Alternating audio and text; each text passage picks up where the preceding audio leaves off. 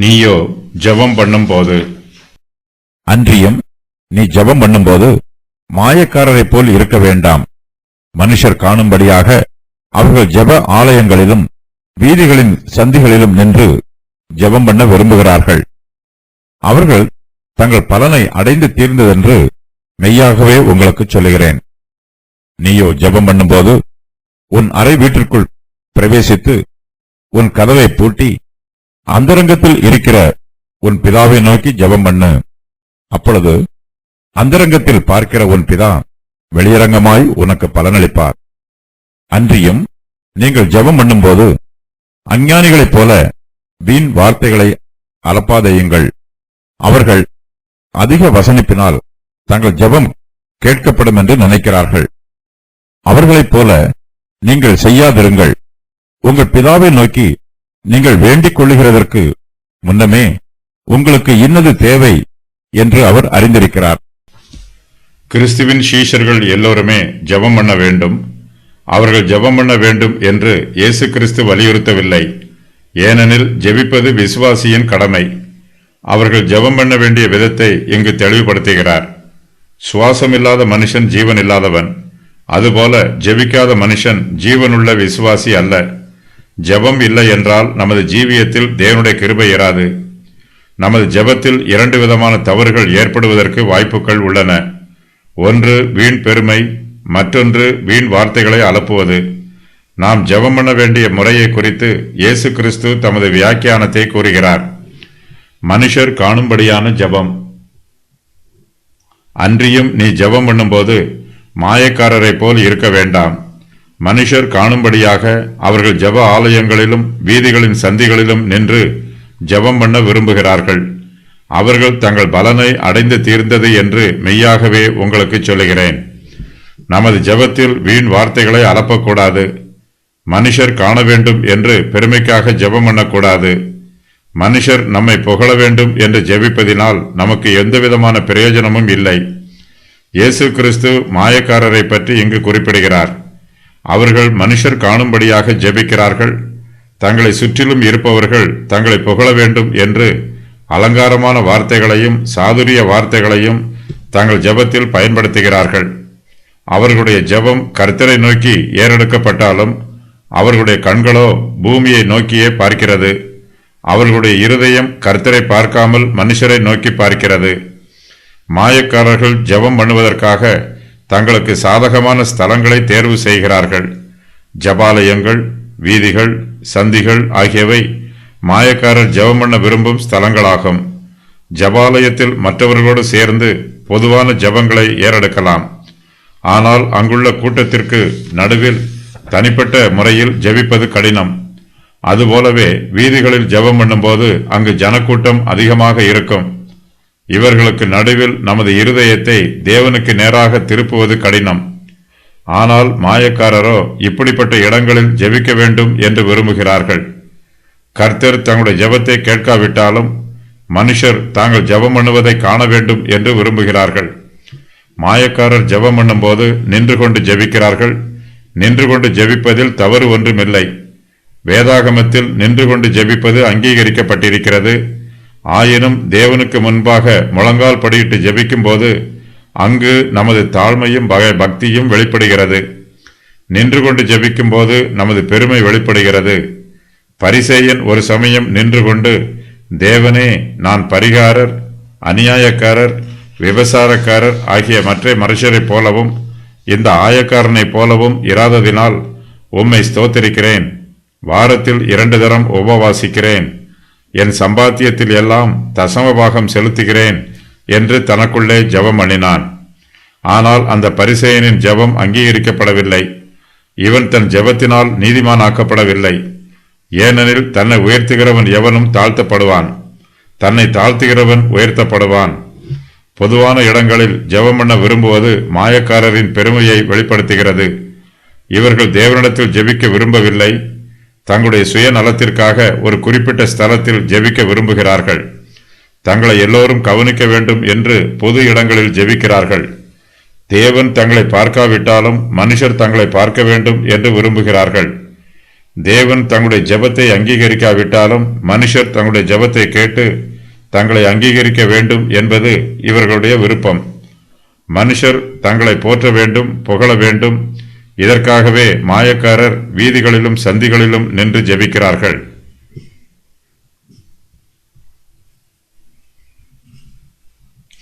மாயக்காரர் தங்கள் பலனை அடைந்து தீர்ந்து விட்டார்கள்.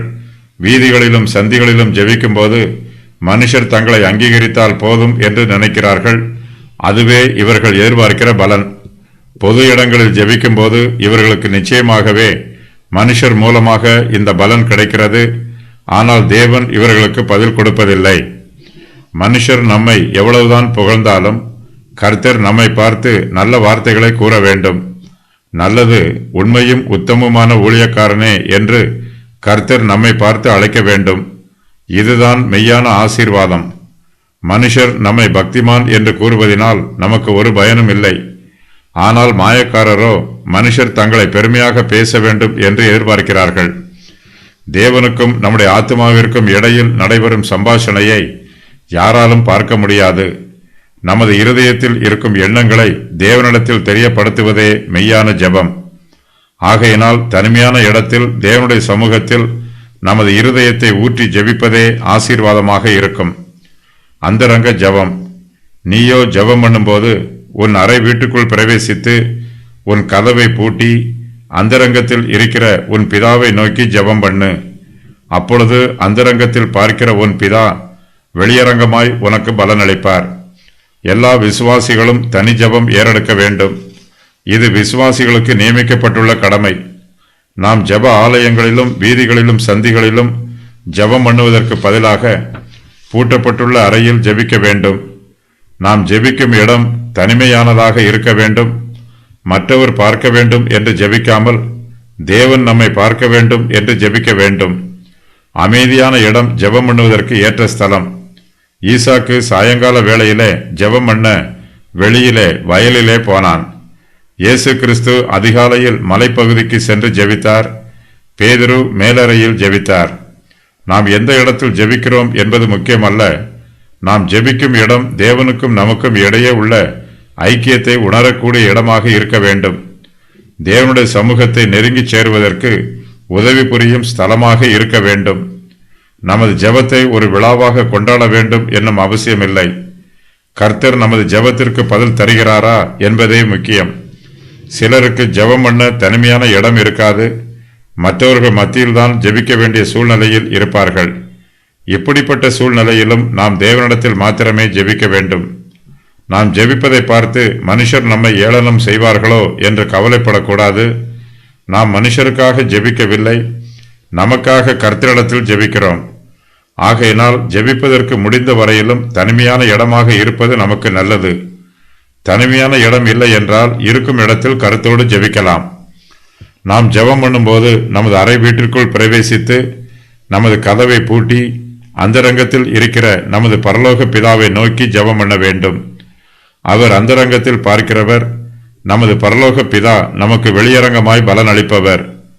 பரிசேயர்கள் தேவனிடத்தில் ஜெபிப்பதற்கு பதிலாக மனுஷரிடத்தில் ஜெபித்தார்கள். நாம் தேவனிடத்தில் ஜெபித்தால் போதுமானது. அவரை நமது பரலோக பிதாவாக நினைத்து அவரிடத்தில் விண்ணப்பம் பண்ண வேண்டும். அவர் நமது ஜெபத்தை கேட்டு ஜெபத்திற்கு பதில் கொடுக்க ஆயத்தமாக இருக்கிறார். அவர் கிருபை நிறைந்தவர், இரக்கமுள்ளவர், நம்மீது அன்பாக இருக்கிறவர். அவர் அந்தரங்கத்தில் இருக்கிறவர். நமது அறை வீட்டிற்குள் பிரவேசித்து நமது கதவை பூட்டும்போது அங்கு நம்மை தவிர வேறு மனுஷர் யாரும் இருக்க மாட்டார்கள். ஆனால் நமது பரலோக பிதா அங்கும் நம்மோடு கூட இருக்கிறார். பொதுவான இடங்களில் இருப்பதை விட நமது பரலோக பிதா அந்தரங்கத்தில் நமக்கு மிகவும் அருகாமையில் இருக்கிறார். நமது பரலோக பிதா அந்தரங்கத்தில் பார்க்கிறார். நாம் அந்தரங்கத்தில் ஜெபிக்கும் போது திடீரென்று அங்கு வந்து நம்மை பயமுறுத்த மாட்டார். நாம் ஜெபிக்கும் வேளையில் அவர் நம்மோடு கூட இருந்து நமது ஜெபத்தை கவனித்து கேட்கிறார். நமது பரலோக பிதா அந்தரங்கத்தில் பார்க்கிறவராக இருந்தாலும் நமக்கு வெளியரங்கமாக பலனளிக்கிறார். நாம் ஜெபிக்கும் போது தேவன் கொடுக்கும் பலனை இழந்து போகக்கூடாது. அவர் தமது கிருபையினால் நமக்கு பலன் அளிக்கிறார். தமது கிருபையை நமக்கு கடனாக கொடுக்கவில்லை, அதை இலவச ஈவாக கொடுக்கிறார். தேவன் நமது அந்தரங்க ஜெபங்களுக்கு நம்மை வெளியரங்கமாக ஆசீர்வதித்து தம்முடைய அன்பையும் கிருபையையும் இரக்கத்தையும் வல்லமையையும் வெளிப்படுத்துகிறார். வீண் வார்த்தைகளை அலப்பும் ஜெபம். அன்றியும் நீங்கள் ஜெபம் பண்ணும்போது அஞ்ஞானிகளைப் போல வீண் வார்த்தைகளை அலப்பாதேயுங்கள். அவர்கள் அதிக வசனப்பினால் தங்கள் ஜெபம் கேட்கப்படும் என்று நினைக்கிறார்கள். நமது ஜெபத்தில் வீண் வார்த்தைகளை அலப்பக்கூடாது. ஜெபம் என்பது நமது ஆத்துமாவை தேவனுக்கு நேராக உயர்த்தி நமது இருதயத்தை கர்த்தருடைய சமூகத்தில் ஊற்றுவதாகும். ஆயினும் ஜெபத்தில் வார்த்தைகளுக்கும் முக்கியமான பங்குள்ளது. நாம் மற்றவர்களோடு இணைந்து ஜெபிக்கும் போது வார்த்தைகளை பயன்படுத்துவது அவசியம். நாம் தனியாக ஜெபித்தாலும் மற்றவர்களோடு சேர்ந்து ஜெபித்தாலும் வீண் வார்த்தைகளை அலப்பக்கூடாது. பக்தியான வார்த்தைகளை சுருக்கமாக பயன்படுத்த வேண்டும். நாம் ஜெபிக்கும் போது வீண் வார்த்தைகளை அலப்புவது உதடுகளின் பிரயாசம் மாத்திரமே. இயேசு கிறிஸ்து அடிக்கடி ஜெபம் பண்ணுவதை தடை பண்ணவில்லை. நமது ஜெபத்தில் வீண் வார்த்தைகளை அலப்புவதையே தடை பண்ணுகிறார். இயேசு கிறிஸ்து ஜெபித்த பொழுது சில சமயங்களில் ஏற்கனவே பயன்படுத்திய வார்த்தைகளை பயன்படுத்தி இருக்கிறார். இயேசு மறுபடியும் தமது சீஷர்களை விட்டு போய் 3ஆம் தரமும் அதே வார்த்தைகளையே சொல்லி ஜெபம் பண்ணினார். அதே வார்த்தைகளை சொல்லி ஜெபம் பண்ணும்போது இயேசு கிறிஸ்து மிகவும் வியாகுலப்பட்டு அதிக ஊக்கத்தோட ஜெபம் பண்ணினார். அவருடைய வேர்வை இரத்தத்தின் பெருந்துளிகளாய் தரையிலே விழுந்தது. நாம் அதிக வார்த்தைகளை பயன்படுத்தும் போது சில சமயங்களில் நமது கருத்தையே மறந்து விடுகிறோம். நாம் நினைப்பது ஒன்றும் சொல்லுவது ஒன்றாகவும் இருக்கும். நமது கருத்தை சுருக்கமான வார்த்தைகளால் வெளிப்படுத்துவது மிகவும் நல்லது. அதிகமான வார்த்தைகளினால் தேவனை பிரியப்படுத்தலாம் என்று நினைக்கிறோம். ஆனால் அதிக வார்த்தைகள் தேவனை பிரியப்படுத்தாது. கருத்தான ஜெபமே தேவனுக்கு பிரியமானது. ஞானிகளும் அதிக வார்த்தைகளை விரும்புவதில்லை. நாம் ஜெபத்தில் அதிக வார்த்தைகளை பயன்படுத்தும் போது நாம் பேசின வார்த்தைகளை நாமே கேட்டு சந்தோஷப்பட விரும்புகிறோம். நமது ஜெபம் நமக்கு பிரியமானதாக இருக்க வேண்டும் என்பதே நமது எண்ணம். நமக்கு பிரியமானபடி ஜெபம் பண்ணுவதற்கு பதிலாக தேவனுக்கு பிரியமானபடி ஜெபம் பண்ண வேண்டும். அதிக நேரம் ஜெபம் பண்ணுவது தடை பண்ணப்படவில்லை. இயேசு கிறிஸ்து ஒரு சமயம் ஜெபம் பண்ணும்படி ஒரு மலையின் மேல் ஏறி இரா முழுவதும் தேவனை நோக்கி ஜெபம் பண்ணி கொண்டிருந்தார். அதிக நேரம் ஜெபம் பண்ணுவது நல்லது. ஆனால் அதிக நேரம் ஜெபம் பண்ண வேண்டும் என்பதற்காக நமது ஜெபத்தில் வீண் வார்த்தைகளை அலப்பிக் கொண்டிருக்கக்கூடாது. நாம் எப்போதும் ஜெபம் பண்ண வேண்டும். ஜெபத்தின் வார்த்தைகளை விட நமது இருதயத்தின் நினைவுகளே முக்கியமானது. அஞ்ஞானிகள் என்பவர்கள் புறஜாதியார்கள். இவர்கள் தங்கள் ஜெபங்களில் வீண் வார்த்தைகளை அலப்புகிறார்கள். புறஜாதியாரின் ஆராதனையைப் போல கர்த்தருடைய ஆராதனை இருக்கக்கூடாது. புறஜாதியாரின் தெய்வத்தையும் இஸ்ரவேலின் தேவனாகிய கர்த்தரையும் ஒரே மாதிரியாக நினைக்கக்கூடாது. ஏராளமான வார்த்தைகளை கூறி விளக்கினால்தான் நமது ஜெபம் கர்த்தருக்கு புரியும் என்று நினைக்கக்கூடாது. அதிக வார்த்தைகளை ஜெபத்தில் பயன்படுத்தினால்தான் கர்த்தர் நமது ஜெபத்திற்கு பதில் கொடுப்பார் என்பது தவறான எண்ணம். உதடுகளின் பிரயாசம் நல்ல பிரயாசமாக இருந்தாலும் அது பிரயோஜனமற்றது. உதடுகளின் ஊழியத்தினால் பயன் உண்டாவதில்லை. தேவன் நமது தேவையை அறிவார். அவர்களைப் போல நீங்கள் செய்யாதிருங்கள். உங்கள் பிதாவை நோக்கி நீங்கள் வேண்டுக் கொள்ளுகிறதற்கு முன்னமே உங்களுக்கு இன்னது தேவை என்று அவர் அறிந்திருக்கிறார். நமது தேவன் சர்வ ஞானமுள்ளவர், அனைத்தும் அறிந்தவர். நாம் கர்த்தரிடத்தில் வேண்டிக் கொள்வதற்கு முன்பாகவே அவர் நம்முடைய தேவைகளை அறிந்திருக்கிறார். ஆகையால் அதிக வசனிப்பினால் நாம் ஜெபம் பண்ணினால் மாத்திரமே கர்த்தர் கேட்பார் என்று நினைக்கக்கூடாது. நமது ஜெபத்தில் வீண் வார்த்தைகளை அலப்ப வேண்டியதில்லை. இதற்காக நாம் ஜெபிக்கக்கூடாது என்று முடிவு பண்ணிவிடக்கூடாது. நாம் கர்த்தரிடத்தில் ஜெபிக்க வேண்டும். நமது ஜெபத்தை கர்த்தர் விரும்புகிறார். கர்த்தரிடத்தில் ஜெபிப்பது நமது கடமை. நமது தேவைகளை கர்த்தரிடத்தில் விண்ணப்பம் பண்ண வேண்டும். நமது ஆத்துமாவை தேவனுக்கு நேராக உயர்த்தி நமது இருதயத்தை அவருடைய சமூகத்தில் ஊற்ற வேண்டும். கர்த்தர் தமக்கு சித்தமானதை நம்முடைய வாழ்வில் நிறைவேற்றட்டும் என்று பொறுமையோடு கர்த்தருடைய சமூகத்தில் காத்திருக்க வேண்டும். நமது ஜெபத்தை கேட்கிற தேவன் நமது பரலோக பிதாவாக இருக்கிறார். பிள்ளைகள் தங்கள் பெற்றோரிடம் ஏராளமான வார்த்தைகளை பேசினால்தான் தங்களுக்கு தேவையானவற்றை அவர்கள் கொடுப்பார்கள் என்று நினைக்கக்கூடாது. நமது பெற்றோரிடம் நாம் அதிக வார்த்தைகளை பேச வேண்டிய அவசியமில்லை. நமது இருதயம் பெற்றோர் மீது அன்பாகவும் மரியாதையாகவும் இருக்க வேண்டும். நாம் பிதாவின் ஆசீர்வாதங்களுக்கு சுதந்திரவாளிகளாக இருக்கிறோம். பரலோகத்தின் தேவனை அப்பா, பிதாவே என்று அழைக்கும் சிலாக்கியத்தை பரிசுத்த ஆவியானவர் மூலமாக நாம் பெற்றிருக்கிறோம். நம்முடைய தேவைகளை பற்றி நமக்கு தெரிவதை விட நமது பரலோக பிதாவிற்கு நன்றாக தெரியும். நமக்கு என்ன தேவை என்பதை அவர் நன்கு அறிந்திருக்கிறார். நாம் கூப்பிடுகிறதற்கு முன்பே நமது பரலோக பிதா நமக்கு மறு உத்தரவு கொடுப்பார். நாம் பேசும்போதே அவர் கேட்பார். நாம் வேண்டிக் கொள்ளுகிறதற்கும் நினைக்கிறதற்கும் மிகவும் அதிகமாய் நமக்குள்ளே கிரியை செய்ய அவர் வல்லவராக இருக்கிறார்.